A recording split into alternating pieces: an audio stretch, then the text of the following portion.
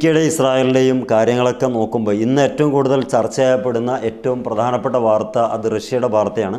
അത് മറ്റൊന്നുമല്ല, നമ്മളൊക്കെ അറിയുന്നത് പോലെ ബെല്ല 1 എന്ന് പറയുന്ന കപ്പൽ അത് അമേരിക്ക പിടികൂടാൻ ദിവസങ്ങളോളം അതിനെ ഫോളോ അപ്പ് ചെയ്തു, അവസാനം പിടിച്ചെടുത്തത് ഇൻ്റർനാഷണൽ അഥവാ അന്താരാഷ്ട്ര കപ്പൽ ചാലിലായതുകൊണ്ട് തന്നെ അത് വളരെ വലിയ നിയമപരമായിട്ടുള്ള ഗുരുതരമായിട്ടുള്ള വീഴ്ചയാണെന്ന് റഷ്യ വാദിക്കുന്നു.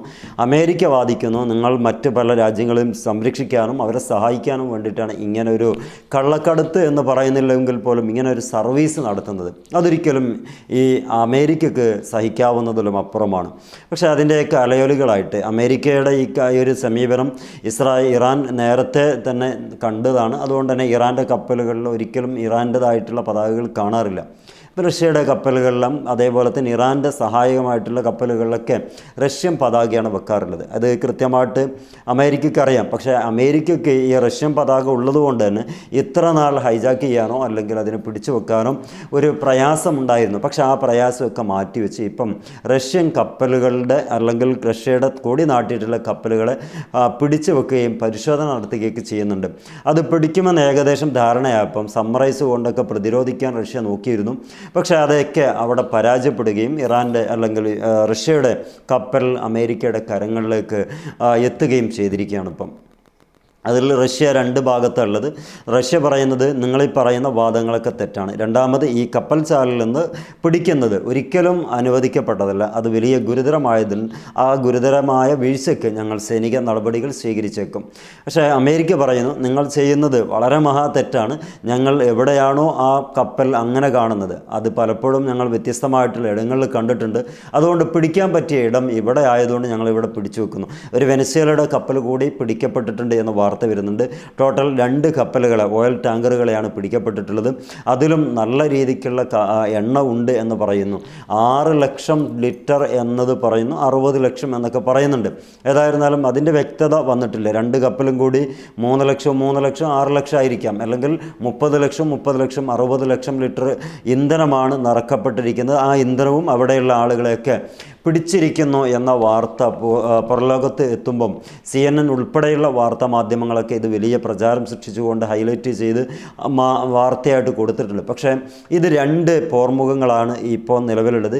ഇത് ഇത്രയും നാൾ കണ്ടതിൽ നിന്ന് വ്യത്യസ്തമാണ്. കാരണം രണ്ടും അണു ആയുധങ്ങളുമായിട്ട് നടക്കുന്ന രാജ്യങ്ങളാണ്.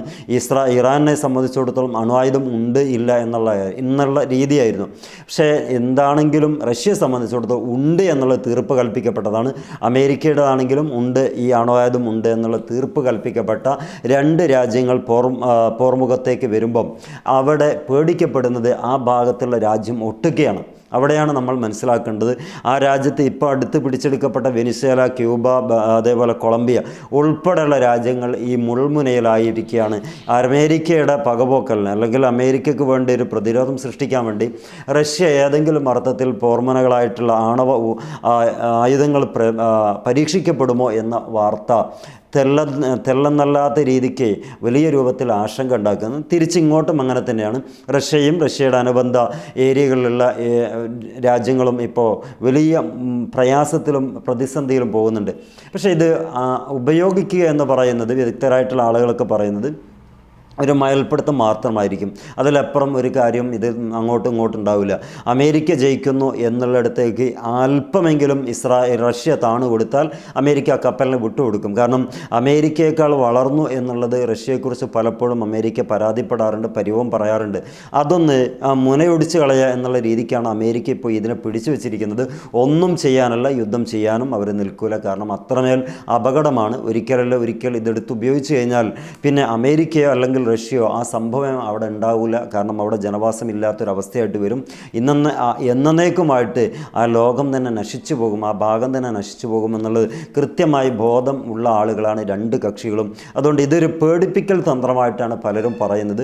പ്രേക്ഷകർക്ക് അഭിപ്രായം പറയാം. നമുക്കും തോന്നുന്നത് ഇതൊരു പേടിപ്പിക്കൽ തന്ത്രമായിട്ട് തന്നെയാണ്. കാരണം നീയല്ല വലുത്, ഞാനാണ് എന്ന് സമ്മതിച്ചാൽ നിന്നെ ഞാൻ വിട്ടോളാം എന്നുള്ള രീതിക്കുള്ള ഒരു വർത്തമാനമായിട്ട് നമ്മളതിന് കാണുന്നുള്ളൂ. കാരണം ഇവിടെ സമ്മറൈസ് കൊണ്ടുപോയിട്ടൊക്കെ ഒക്കെ അവരെ ഒതുക്കാൻ വേണ്ടി നോക്കി. പക്ഷേ സമ്മറൈസിനൊന്നും അവർ വില കൽപ്പിച്ചില്ല. അമേരിക്കൻ ട്രംപ് എന്താണോ പറയുന്നത് അത് തന്നെ സൈനികർക്ക് ചെയ്യാൻ പറ്റുന്നുള്ളൂ, അതങ്ങ് ചെയ്യുന്നു. ഇനി സമ്മറൈസിൽ നിന്ന് എന്തെങ്കിലും അപകടപ്പെടുത്താൻ വേണ്ടി ശ്രമിക്കുകയാണ്, ആ സൈനികരുൾപ്പെടെ മരിച്ചു പോകും. അത് ട്രംപിനൊരു വിഷയവുമില്ല. പക്ഷേ ധാർമ്മികതയിൽ ഊന്നിയിട്ട് ഒരു ഓപ്പറേഷനും ഈ സൈനിക നടപടികളും ട്രംപ് നടത്തുന്നില്ല എന്നത് വസ്തുതാപരമായിട്ടുള്ളൊരു കാര്യം തന്നെയാണ്. വെനിസ്വേലയിൽ കണ്ടത് അതാണ്. ഇനി ക്യൂബയിൽ കാണാൻ പോകുന്നതും അതേപോലെ തന്നെ കൊളംബിയയിൽ കാണാൻ പോകുന്നത് ഇത് തന്നെയാണ്. പക്ഷേ അവർക്ക് തുടക്കമായതുകൊണ്ട് ആരെയും ഒരു വിലയും കൽപ്പിക്കില്ല. പിന്നെ ഇൻ്റർനാഷണൽ ലെവലിൽ നീതിന്യായ കോടതികൾക്ക് ഇവരുടെ കാലിൻ്റെ ചുവട്ടിലായതുകൊണ്ട് അവിടെയും ഒരു രക്ഷ ഉണ്ടാവില്ല.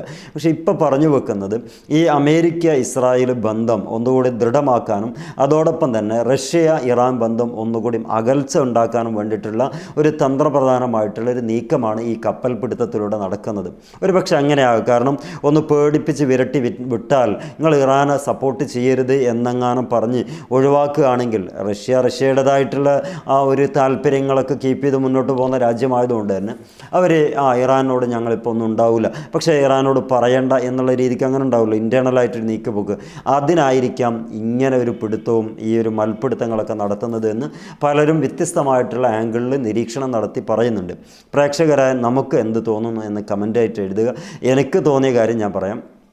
ദിവസങ്ങളായിട്ട് ഇതിൻ്റെ സമ്മറൈസും മറ്റും മറിച്ചൊക്കെ ആയിട്ട് ഈ ഭീഷണിയെ പ്രതിരോധിക്കാൻ വേണ്ടി റഷ്യ നടത്തിയിട്ട് പോലും അതിനൊന്നും ഒരു വിലയും കൽപ്പിക്കാതെ ആ രീതിക്ക് ഇവർ ഓപ്പറേറ്റ് ചെയ്ത് വിജയിപ്പിച്ചിട്ടുണ്ടെങ്കിൽ അമേരിക്ക ലോക പോലീസാണെന്നതിൽ നിന്ന് ആരെങ്കിലും അംഗീകരിക്കാതെ പോകുന്നുണ്ടെങ്കിൽ അവരെയും കൂടി അംഗീകരിപ്പിക്കാനുള്ള ഒരു ചെറിയ വഴിയായിട്ട് എനിക്കിത് തോന്നുള്ളൂ. കാരണം അത് അമേരിക്കയെ സംബന്ധിച്ചിടത്തോളം ഓരോ പ്രസ്റ്റീജിൻ്റെ കാര്യം അഭിമാനത്തിൻ്റെ പ്രശ്നമാണ്.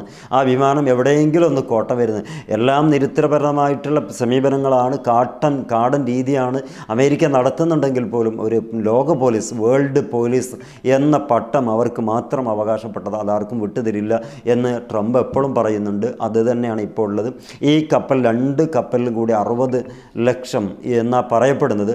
60 ലക്ഷം ഇന്ധനങ്ങൾ അവരുണ്ട്. അത് എങ്ങോട്ട് കൊണ്ടുപോകും എന്നുള്ളത് അറിയില്ല. ആ ഇന്ധനം വിട്ടുകൊടുക്കാനാണ് സാധ്യതയെന്ന് ഈ റഷ്യയുടെ ആയതുകൊണ്ട് നമുക്കൊക്കെ അനുമാനിക്കാം. എങ്ങനെയാണെങ്കിലും ഒരു 2 പോർമുഖങ്ങൾ അഥവാ 2 ആണവായുധ ശക്തിയുള്ള ഒരു 2 രാജ്യങ്ങൾ ഒരിക്കലും കൊമ്പ് കോർക്കാൻ അല്ലെങ്കിൽ അതിൻ്റെ അങ്ങേ അറ്റത്തെ ഒരു വല്ലാത്തൊരു നിർണായക ഘട്ടത്തിലേക്ക് എത്താൻ സാധ്യതയില്ല എന്ന് നമുക്ക് മനസ്സിലാക്കാൻ കഴിയും. അങ്ങനെ ഒരു പുറപ്പാട് നടത്തുകയാണെങ്കിൽ മറ്റൊന്നും ചിന്തിക്കാനുണ്ടാവില്ല. എല്ലാ രാജ്യവും വലിയ രൂപത്തിൽ ദുരന്തം അനുഭവിക്കാൻ ഒരുങ്ങിക്കൊള്ളുക അല്ലാതെ മറ്റൊന്നും ഉണ്ടാവില്ല. കാരണം എല്ലാ മേഖലയിലും അത് വ്യാപിക്കും, അതിൻ്റെ അലയൊലികളൊക്കെ അനുഭവിക്കേണ്ടി വരും. അതേസമയത്ത് ഇതൊക്കെ ഒരു പേടിപ്പിച്ച് വിടുന്ന രീതിയാണെങ്കിൽ അത് ട്രംപ് ഇപ്പോൾ തീരുമാനിക്കും. എന്താണെങ്കിലും അവരെ കൈവശമുള്ള ഈ ഒരു കപ്പൽ അവരെങ്ങനെയാണ് ഇതിൻ്റെ ബാക്കി ഭാഗങ്ങൾ ചെയ്യുന്നത് അതുപോലെ ആയിരിക്കും റഷ്യയുടെ പ്രതികരണം. റഷ്യയിൽ പലരും പറയുന്നുണ്ട് അവരുടെ 2 കപ്പലെങ്കിലും നമ്മൾ പിടിച്ചെടുക്കണം, തകർത്ത് കളയാം എന്നൊക്കെ ആ ക്യാബിനറ്റിൽ പെട്ട ആളുകൾ തന്നെ പറയുന്നുണ്ട്. പക്ഷേ അതൊരു ഉത്തരവാദിത്തപരമായിട്ടുള്ളൊരു സമീപനമാണ് റഷ്യയുടെ പുടിൻ സ്വീകരിക്കുന്നതെങ്കിൽ വളരെ ഭംഗിയായിട്ട് ഇതൊക്കെ പര്യവസാനിക്കും. അതുകൊണ്ട് നമുക്ക് പുടിനിലൊരു പ്രതീക്ഷ അർപ്പിക്കാം. നെതന്യാഹുവിനെ പ്രതീക്ഷയില്ലാത്തതുപോലെ ട്രംപിനെ അൺഎക്സ്പെക്റ്റഡ് ആയിട്ടുള്ള ഒരു പേഴ്സൺ ആയതുകൊണ്ട് ഒരു പ്രതീക്ഷയും ആ ആളിൽ അർപ്പിക്കാൻ കഴിയില്ല. കാത്തിരുന്ന് കാണാം എന്തൊക്കെയാണ് പുതിയ വിശേഷങ്ങളെന്നുള്ളത്.